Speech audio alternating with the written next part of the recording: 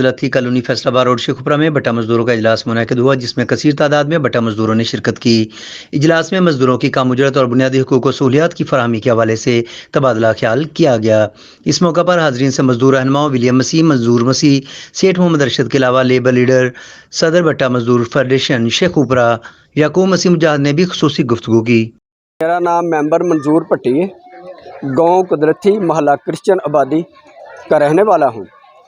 हमारे इधर क्रिश्चियन आबादी में मीटिंग हुई है पट्टा मजदूर फेडरेशनर की। हमारा मुतालबा है डीसीओ साहब से कि जो गवर्नमेंट पंजाब ने हमारा रेट मुकर्रर किया 1850 हमें दिलवाया जाए।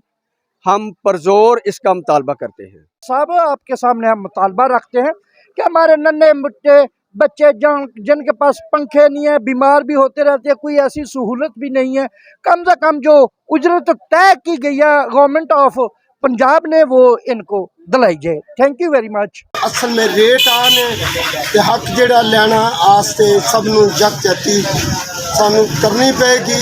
तमाम लोगों को मिल के, मुस्लिम क्रिश्चियन सबनों मिल के अपना हक जेड़ा असी जनाब लैन आस्ते तैयार हो जाइए।